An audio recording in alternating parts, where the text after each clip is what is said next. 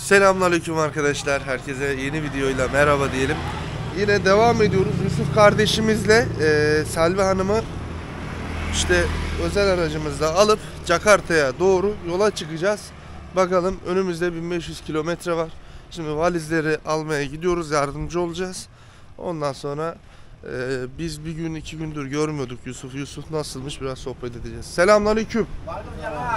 Ya apa kabar, sehat ya? Sehat ya? Alhamdulillah sehat. Ya elhamdülillah. Di mana Yusuf? Ya, ada dalam. Ya ambil taslisini ya. Selam abi. Ne yapıyorsun Yusuf, iyi misin? Şükür abi ya. Bunlar var sadece. 1, 2, 3, 4, 5. Iya, iya. Tamam. Tamam. Mobilnya bawa ke sini saja, enggak berat-berat bawa sana. Tidak ada masalah, ambil dulu. Sehat ya? Evet, Selvi kardeşimiz burada. İlk defa makyajsız görüyoruz. Bu da babası. Burada düğün olmuştu arkadaşlar. Hep beraber izlemiştik. Güzel bir düğün. Kültürel bir düğün oldu. Şimdi valizleri arabaya yavaş yavaş koyacağız. Devam ediyoruz. Evet efendim, ayrılık vakti geldi.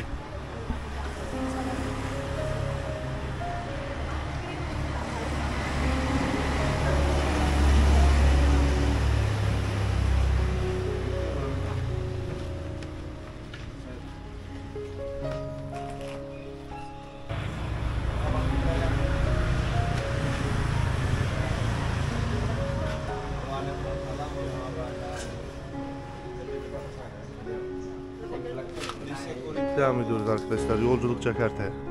Evet dostlar, yolumuza devam ediyoruz. Uzun yollara devam. Hemen hemen bir 7 saattir yoldayız. Az bir şey kaldı. Toplam hemen hemen maksimum bir 4 saatimiz kaldı. Arkada canım kardeşim Yusuf ve eşi Selvi Hanım var. Her şey yolunda mı kardeşim? Çok şükür abi, her şey yolunda. Aslanım benim. Devam ediyoruz yola. Binbaşı Özçelik gibi bağır bakayım. Yok abi ya, daha ne? Hadi bakalım. Selvi sehat ya, hadi. Sehat. Evet. Okey. Tidak ada masalah ya. İnşallah. Hadi bakalım. Yollara devam dostlar. Yanımda da kayınço var. Odi. Odi ile Halo beraber. arkadaşlar. Nasılsın? İyiyim elhamdülillah. Teşekkür ederim. He, başka- Seni seviyorum. Seni seviyorum Türkiye. Seni seviyorum Türkiye. Ha, bir daha. Aferin. Güzel. Duruz. Yollara devam. Akşam oluyor yavaş yavaş. Akşam güneşi batıyor. Öyle bir şarkı şey vardı Ferdi Tayfur'un, biliyorsun değil mi? Biliyorum abi. Aslanım benim. Akşam güneşi senin için doğuyor aslan kardeşim. Daha He değil Odi, abi. uyandın mı? Uyuyorsun da. Uyun, iyiyim. Ne diyor? Odi'nin kafa gitti. Kaç saattir uyuyor. Benim de kafa gitti. Gözlük baksana, sapıtmış yine. Valla daha çok var ya. Az kaldı diyelim ama öyle kendimizi avunduruyoruz. Devam ediyoruz. Büyük ihtimalle gecenin yarısı otellerine yerleştireceğiz kardeşlerimiz. Dinlenmeye dursun. Yarın da Allah uyuyor mu, ne yapıyor ya? Kaza yapıyorduk. Neyse, kapatıyorum. Evet efendim, şu an Jakarta'dayız. Jakarta'dan sizlere sesleniyorum. Yanımda Yusuf kardeşimle Selvi Hanım var. Onlarla biraz röportaj yapacağız. Röportaj edeceğiz. Bakalım hayat hikayeleri nasılmış, tanışma nasıl olmuş, nasıl birbirlerini bulmuşlar da sevmişler, sonrasında evlilik kararı almışlar. Birazcık onlar hakkında konuşacağız. Zorlukları, kolaylıkları nelerdir? Biraz sohbet edeceğiz. Hadi başlıyoruz. Selamünaleyküm Yusuf. Aleykümselam abi. Nasılsın, iyi misin? İyiyim abi. Her şey yolunda. Yolunda. Tebrik ediyorum seni. Teşekkür ederim. Çok güzel mesajlar geldi, yorumlar geldi. Sana da, Selvi kardeşimize de. Allah mutluluğunuzu daim etsin diyoruz öncelikle. Amin abi. Biraz da Selvi ile konuşalım. Selvi, apa kabar, sehat? Baik. Everything's be okay, right? Ya. Bu arada Selvi çok güzel İngilizce konuşuyor çünkü İngilizce öğretmeni. You can speak English because you are English teacher. İnşallah. Inshallah. Sister, how about you thinking Turkish people? What about you thinking? Because you know this Turkey is so far away and then different culture and then different life. And then are you ready? You are going to Turkey. Everything's be okay? Yeah, I will be. Inshallah. I don't know about Turkish people. Maybe I will learn. You try to like, you're not shy. Yeah. I don't know. I don't know how to tell. İnşallah. First time you go to Turkey. And then you know Turkish kebab? Turkey kebab. Maybe different with Taste different, yeah, of course. Indonesia kebab. Yeah. Yine And then, kebap, what you thinking, Yusuf? And then you communication, you are understand for him, right? Because you Yeah. can speak English, he can speak English. Sometimes we get misunderstood. Sometimes. Miscommunication problem. Yeah. Yeah, sometimes. Because not perfect, understand sometimes wrong. Yes. Like that. But too much people married for here, and then they don't know English language, they don't know Indonesia bahasa, Yeah. and then but they only Google Translate communication. What you thinking then? I don't know, like where are interesting. I don't know. Maybe they use like Your hand is like that, don't have here. yeah. Sen de az çok İngilizcen iyi Biliyorum seviyede abi. diyelim. Hani iyi konuşuyorsunuz. Şey diyeceğim, kardeşimizin dediği kadarıyla hani gideceğiz, göreceğiz. Endonezya'dan Türkiye'ye ilk defa gideceğim ve Türk kültürünü bilmiyorum, öğreneceğim. Türk yemeklerini bilmiyorum, öğreneceğim. Türk kebabını biliyor musun dedim. Endonezya'da çok fazla Türk kebap yazıyor ama test yani tadı farklı olabiliyor. Çok farklı. Tabii buradan girdik, başlayalım. Öncelikle seni çok merak ediyorlar. Öncelikle sana CZN Yusuf diyelim. Çünkü çok fazla CZN Burak'a benzetiyorlar seni. Yok Bu abi konu ya. hakkında bir şey söylemek ister misin? Hiç benzemiyorum abi ya. Normal şartlarda sakal bırakıyorum ama burada düğün gelenek göreneği yüzünden sakalı kesmek zorunda kaldık. Sıfıra vurduk. Birazcık benzerlik olduğu zaman değil mi? Birazcık sakalı Peki, kestikten sonra. Yusuf kardeşim, sen kimsin? Birazcık kendinden bahseder misin? Nasıl buralara kadar geldin? Nasıl beni buldun? Nasıl Selvi kardeşimle tanıştın? Bu konu hakkında birazcık sohbet edelim. Vallahi abi ben normal şartlarda çocukluğumdan beri çalışan bir insanım. İnternette de İngilizcemi geliştirmeye çalışan bir insandım. Evet. İnternette İngilizcemi geliştirmek için sitelerde araştırma yaparken bir siteye denk geldim. Gerçek insanlarla konuşabileceğimiz bir site vardı. Speaky dediğimiz bir site. Evet. Orada insanlarla konuşuyordum normal İngilizceyi geliştirmek amacıyla. Geliştirmek amacıyla konuşurken Salvi ile denk geldik. Oradan konuştuk. İlk başlarda ilk bir ay normal arkadaş misali konuşmalarımız sürdü. Normal bir şekilde konuşuyorduk. Daha sonrasında bu iş ciddiye binmeye başladı. Sevgili safhasına geçmeye başladık. Sevgililik safhasından sonra 3. 4. aydan sonra ben uçak bileti konusunda, evlenme konusunda netleşmeye başladım. Selvi bu arada utanıyor. Kameraya bak diyorum, bakmıyor. Ben netleşmeye Çok başladım abi. Netleşmeye başladıktan sonra işte hani videolara vesairelere bakmaya başladım 2. aydan sonra. Evet. Videolara baktım, hani hem senin videoları gördüm hem birkaç tane daha YouTuber var bunun gibi videolar çeken Endonezya hakkında, onları gördüm. Onları gördükten sonra baktım sen yardım ediyorsun, insanlara destek olmaya çalışıyorsun. Hani o vakitlerde seninle bir iletişim kurmaya çalıştım abi zaten. O vakitlerde bana ulaştın, sağ olsun, mesaj attım, direkt olarak ulaştın. Daha sonrasında WhatsApp'tan konuştuk. O ulaşım sonucunda ilk başta bir problem yaşandı. İlk başta aile kabul etmedi. Aile kabul etmeyince senle iletişime geçemedim. En sonunda da dosyalar tamamlanmadı. 2 ay pasaport almayı denedi sadece. 2 ay boyunca bir pasaportu tamamlayamadık. Alamadık. Alamadık da. Şu an pasaport. Şu an pasaporta uğraşıyoruz. Yani alacağız. pasaport için inşallah alacağız. Olursa hayırlısıyla. Bugün Yani alacağız. İnşallah bugün alacağız. Hadi bakalım. Elimizden Yani geleni yapacağız. son dakika artık hani belgeler olmayacağını anlayınca söyledim. Bekir abi var. Hani belki yardım edebilir bu konularda. En azından devlet işlerinin nasıl yürüdüğünü bilen insanlardan. En sonunda artık ailesi de eşim de sağ olsun kabul ettiler. Kabul ettiklerinde artık seninle iletişime geçtik tamamen. Uçak biletleri konusunda da sağ olsun Odi olsun, sen ol abi, bayağı yardımcı oldunuz. Bu konuda teşekkür ederim. Ya abi ben 15 Ekim'de benim uçağım vardı. 16 Ekim'de Endonezya'ya iniyordum. Ama gel gelelim işte bu konuda Bekir abinin bana söylediği garip bir konu vardı. Ben de Türkiye'deyim. 21 Ekim'de mi 22 Ekim'de mi ne uçağa bineceğim. Ya 22 Ekim ya da 23 Ekim'de Jakarta'da olacağım dedi. Evet. Ben sana şu an yardım edemem. Evet. Ya ben de videolardan izlediğim kadarıyla Odi vardı. Dedim Odi'nin İngilizcesi var mı? Evet. Onun İngilizcesi, tamam dedim abi, İngilizcesi varsa sıkıntı yok, çözeriz. Odi yardım edebiliyor mu? Edebilir. Tamam. Yani o şekilde Odi'nin yardımıyla ben ilk başta gittim. Ben Jakarta'ya indim. Yani zaten sıcak ayrı bir dert.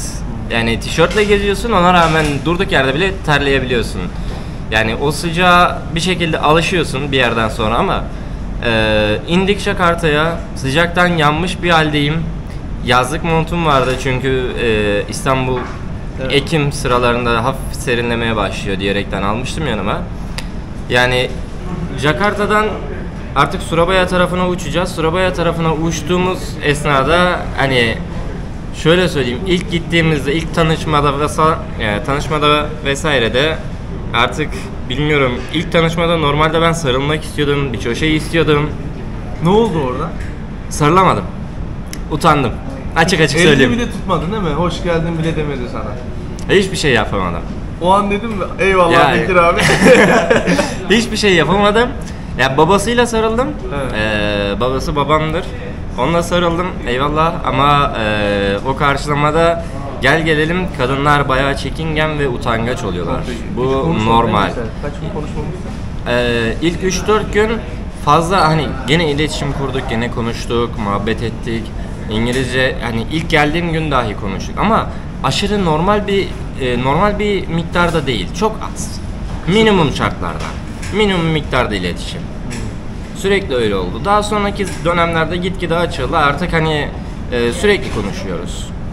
Bu böyle bir safhaya geliyor yavaş yavaş. Sonrasında kız istendi. O değil tabii, ben her gün 3 kere 5 kere geri geliyor 10 kere arıyorum. Bazen azarlıyorum sizleri. Niye böyle oldu? Takip edin, şunu olmaması lazım diye. Bir şekilde hallettik çok şükür. Aynen. Bir Sonrasında şekilde... düğün öncesindeki yaşadığın zorlukları anlat. Valla düğün öncesinde abi dosyalar çok sıkıntı oldu. Hele ki o evlendirme memuru, onun da Allah cezasını vermesin. Yani sövmek istemiyorum, bela da okumak istemiyorum yani. Öyle bir karakter ki abi, ince detayına kadar sanki hani affedersiniz insanın en ufak bir tane kılına kadar bile tek tek istiyor adam. Yani çok kıl bir insanmış, yani o kadar çok kıl insan olacağını düşünmüyordum ben. Açıkçası biz Türkiye'de çok basit yapıyoruz bu işlemleri. Bu işlemler Türkiye'de zorlasanız bir haftada hepsi çözülür. Evet. Ama burada hani çözmeye kalktığınızda 10 gün, 15 gün, bazen 1 ay ki daha uzun sürenler de varmış. Yani bunu o adamla konuşup bir şekilde çözülebilir, belki olmayabilir bilmiyorum ama Allah'tan bizimkisi 10 günde çözüldü yani. Dili bilmek lazım. Yani İngilizce belirli bir seviyeye kadar yeterli oluyor. İngilizce geçerli değil abi burada. Kırsal bölge zaten. Hiç geçerli değil. Yani şu an Jakarta'dayız. Jakarta'da da bile İngilizce bilen insan çok nadir. Ya. Keşke bilseler. Düğüne gelelim. Düğünde çok enteresan şeyler yaşadık. Tabii ilk başta beni ilk kez gördün. Canlı kanlı. Orada ne hissettin? Oh be dedin mi? Beni gördün. Ya bir rahatlama oldu abi ya sen gelince. Çünkü Odi ile konuşuyorum İngilizce ama Odi'nin İngilizcesi hani orta seviyede desek yeridir. Kimi zaman anlamıyor. Bazı kelimeleri kimi zaman biliyor, kimi zaman bilmiyor. Hani bildiği yerler var, bilmediği yerler var. Bilmediği yerlerde problem yaşıyoruz. Zaten iletişim tam anlamıyla olmuyor. Tam anlamıyla olmadığı için işte sıkıntılar doğuyor. Yani bir belge tamamlanacak mı, tamamlanmayacak mı? Zaten bende bir gerginlik var. Belgenin tamamlanmaması halinde ne yapacağız, nasıl Bu olacak vesaire diye. Relax insanlar bunlar. Yani zaten yavaş adım atılıyor. Hızlı hızlı gidilmiyor. Mesela ben Türkiye'de yani 10 tane belgeyi bir günde çıkartırım. Ama gel gelelim burada bir belge için bir gün harcanıyor neredeyse. Ya, bir ton dosya, evrakları hazırlandı vesaire. Düğünün ilk gününe gelelim. Ben geldim. Ortam harikaydı. Giydiğin kıyafet tam bir sunda Java kıyafetiydi. Abi. Ne düşünüyorsun kıyafetler hakkında, kültürleri hakkında? Vallahi abi o sıcakta 4-5 kat kıyafet, aralıksız 8 saat, her dakika değiştir. Fotoğraflar, yani herhalde bir fotoğrafçı ya 2000 ya da 20.000 tane falan çekmiştir fotoğraf. Bilmiyorum, bir poz ver. Yani dans diye bir şey zaten yok. Normalde buranın kültüründe herhalde yanlış anlamadıysam. Ama sürekli bir fotoğraf. Gelin dansı yok ama hani normal adını sen söyle.